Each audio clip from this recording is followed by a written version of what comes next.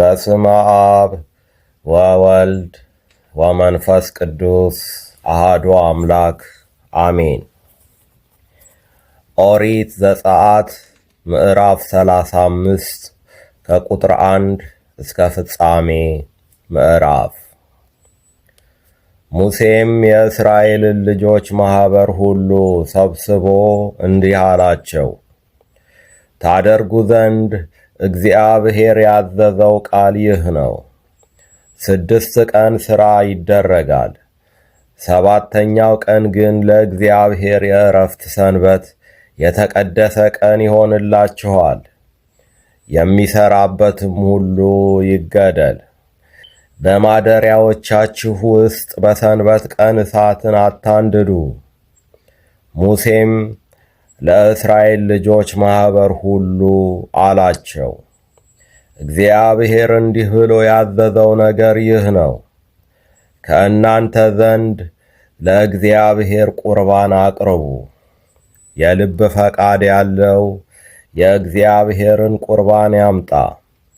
ወርቅና ብርም፣ ናስም፣ ሰማያዊም፣ ሐምራዊም፣ ቀይ ግምጃም፣ ጥሩ በፍታም፣ የፍየል ጠጉርም፣ ቀይም የአውራ በግ ቁርበት፣ የአቆስጣም ቁርበት፣ የግራርም እንጨት፣ ለመብራትም ዘይት፣ ለቅብዓት ዘይትና ለጣፋጭ ዕጣን ቅመም፣ መረግድ፣ ለኤፉድና ለደረት ኪስ የሚደረግ ፈርጥ ያምጣ። በእናንተም ዘንድ ያሉ በልባቸው ጥበበኞች ሁሉ መጥተው እግዚአብሔር ያዘዘውን ሁሉ ያድርጉ። ማደሪያውን፣ ድንኳኑንም፣ መደረቢያውንም፣ መያዣዎቹንም፣ ሳንቆቹንም፣ መወርወሪያዎቹንም፣ ምሰሶዎቹንም፣ እግሮቹንም፣ ታቦቱን፣ መሎጊያዎቹንም፣ የስርየት መክደኛውንም፣ በእርሱም ፊት የሚሸፍነውን መጋረጃ፣ ገበታውን፣ መሎጊያዎቹንም፣ ዕቃውንም ሁሉ፣ የገጹንም ኅብስት መብራት የሚያበሩበትን መቅረዙን፣ ዕቃውንም፣ ቀንዲሉንም፣ የመብራቱንም ዘይት፣ የዕጣኑን መሠዊያም፣ መሎጊያዎቹንም፣ የቅብዓቱንም ዘይት፣ ጣፋጩንም ዕጣን፣ ለማደሪያውም ደጃፍ የሚሆን የደጃፉን መጋረጃ፣ ለሚቃጠል መሥዋዕት የሚሆነውን መሠዊያውን፣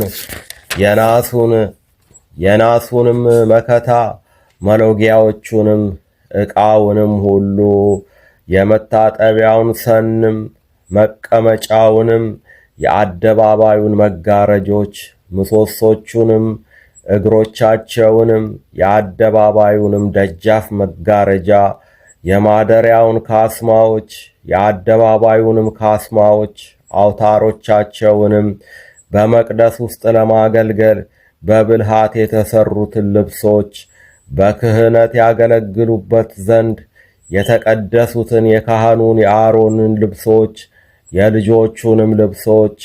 የእስራኤልም ልጆች ማኅበር ሁሉ ከሙሴ ፊት ወጡ።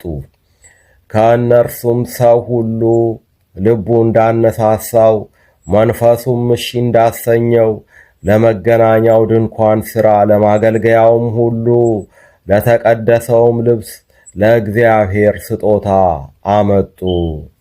ወንዶችና ሴቶችም ልባቸው እንደፈቀደ ማርዳዎችን፣ ሎቲዎችንም፣ ቀለበቶችንም፣ ድሪዎችንም፣ የወርቅ ጌጦችንም ሁሉ አመጡ።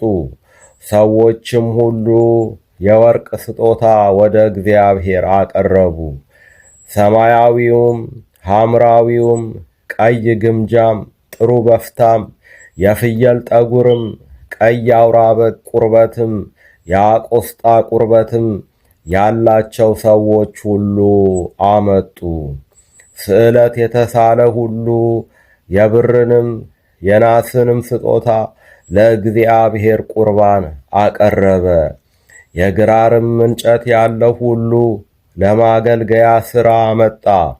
በልባቸው ጥበበኞች የሆኑ ሴቶችም በእጃቸው ፈተሉ።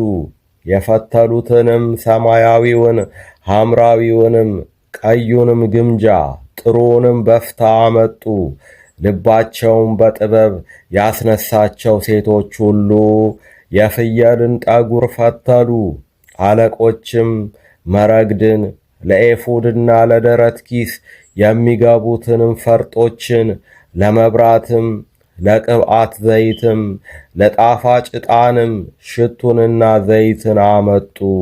ከእስራኤል ልጆችም ያመጡ ዘንድ ልባቸው ያስነሳቸው ወንዶችና ሴቶች ሁሉ ሙሴ ይሠራ ዘንድ እግዚአብሔር ላዘዘው ሥራ ሁሉ ለእግዚአብሔር ስጦታ በፈቃዳቸው አመጡ።